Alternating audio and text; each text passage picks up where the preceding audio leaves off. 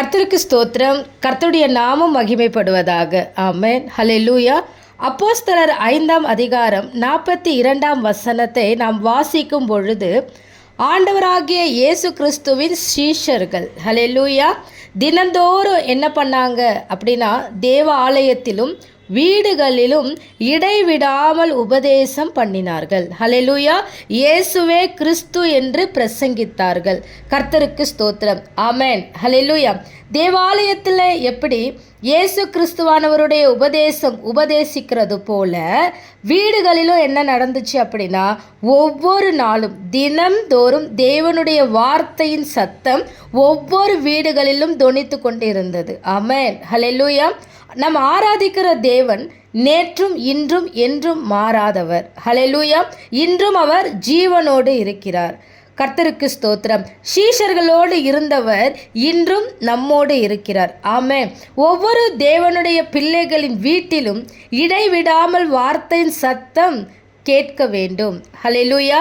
வீடுகளில் மனுஷீக சத்தம் அதிகமாக இருக்கிறதா அல்லது தேவனுடைய சத்தம் அதிகமாக இருக்கிறதா? ஹல்லேலூயா. நம்முடைய வீடு ஆசிர்வதிக்கப்பட வேண்டும் என்றால் ஜெப சத்தம் அதிகமாகட்டும், ஜெப வீடாக மாறட்டும். புத்தியுள்ள ஒவ்வொரு ஸ்திரீகளும் புருஷர்களும் ஜெப வீட்டை முதலாவது கட்டும்படி கர்த்தர் நமக்கு ஆலோசனை கொடுக்கிறார். ஆமென். ஹல்லேலூயா. கர்த்தர் நம் எல்லாருடைய தேவையும் சந்திப்பாராக. ஆமென். ஹல்லேலூயா.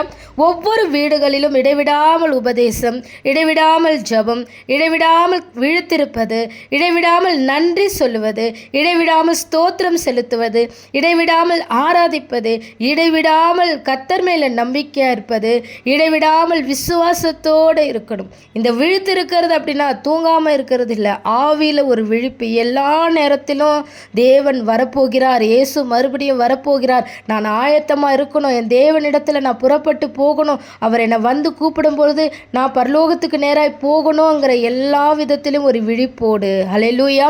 வீட்டை கர்த்தருக்கென்று திறந்து கொடுக்கும் பொழுது, வீட்டில் ஜெப சத்தம் ஆராதனை சத்தம் கேட்கும் பொழுது கர்த்தர் ஒவ்வொரு வீட்டையும் அவர் ஆசிர்வதிப்பாராக, குடும்பங்களை ஆசிர்வதிப்பாராக. கர்த்தர் உங்களை ஆசிர்வதிப்பாராக. ஆமென்.